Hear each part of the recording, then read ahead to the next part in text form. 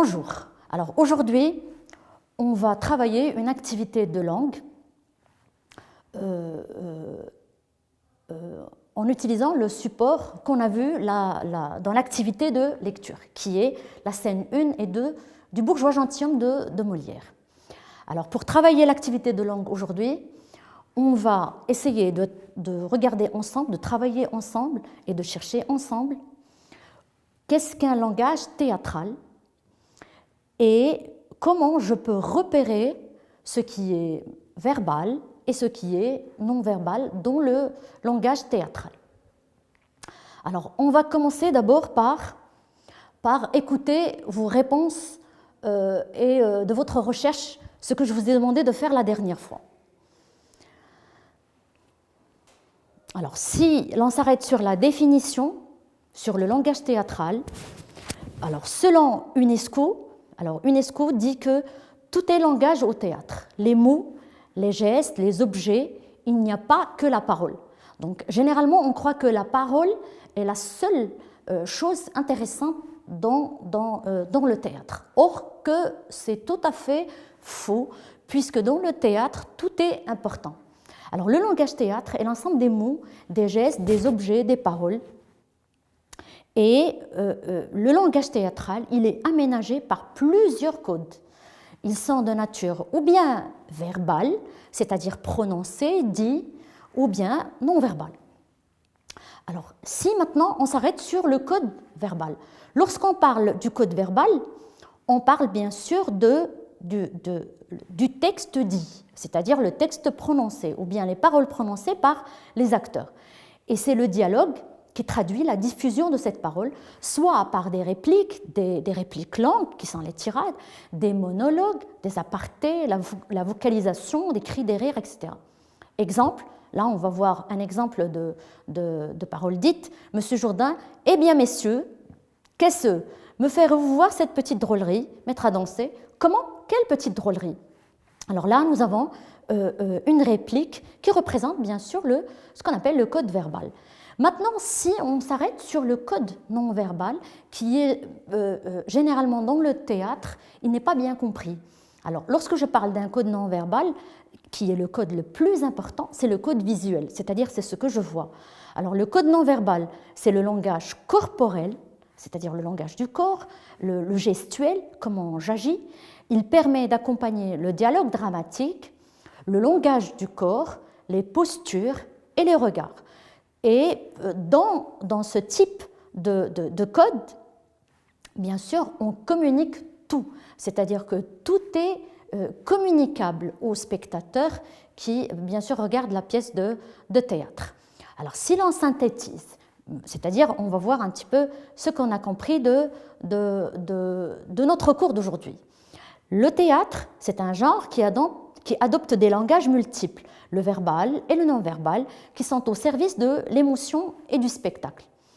Alors, la compréhension de ces codes par le lecteur et le spectateur permet de garantir un plaisir théâtral. C'est-à-dire, je me fais un grand plaisir si je comprends mieux, bien sûr, la pièce de théâtre en comprenant ces codes. Très bien. Alors maintenant, on va passer à un exercice d'application pour voir si vous avez compris la leçon. Alors, si vous voulez tracer le tableau sur votre cahier d'exercice, vous allez prendre les données qui sont des données tirées de la scène 1 et 2 de la scène d'exposition.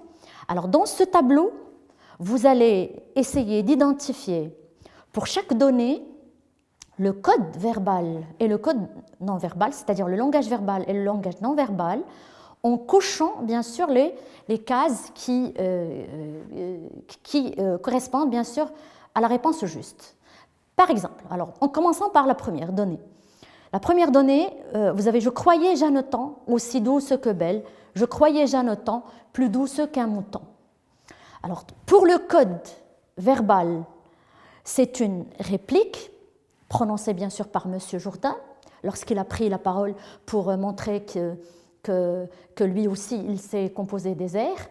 Et bien sûr, c'est ça représente bien sûr de la musique, c'est du non-verbal, c'est de la musique, puisque ça ressemble bien sûr à une chanson. Alors, deuxième exemple, vous avez passe, passe, voyons. C'est une réplique aussi, elle est prononcée par M. Jourdain, et elle représente bien sûr un geste, puisque lorsqu'il dit passe, passe, voyons, certainement il a fait un geste, donc ça représente un geste. Bien sûr, ce geste, on ne peut pas le voir, mais il est compris à travers bien sûr le non-dit. Donc, troisième exemple, un élève de maître qui compose sur une table. Là, c'est une didascalie qui se trouve au début de cette scène d'exposition.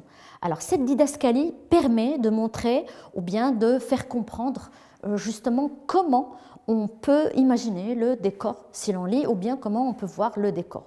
Dernière phrase, « Tenez ma robe, me trouvez-vous bien comme cela ?» C'est bien sûr une autre réplique prononcée par M. Jourdain.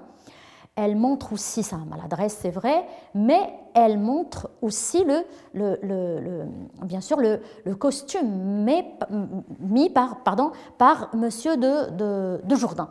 Donc le costume, le décor, la musique et bien sûr ce qu'on comprend des didascalies, ça c'est ce qui est important et c'est ce qui est à comprendre bien sûr dans un texte de théâtre. Alors, si vous avez bien compris l'exercice d'application, je vous donnerai un travail à faire pour la prochaine fois. Alors, dans la même scène d'exposition, c'est-à-dire la scène 1 et 2, il y a des indices qui réfèrent au geste de M. Jourdain. Vous allez essayer de relever dans la scène 1 et 2 ces indices sous forme, bien sûr, de petits tableaux.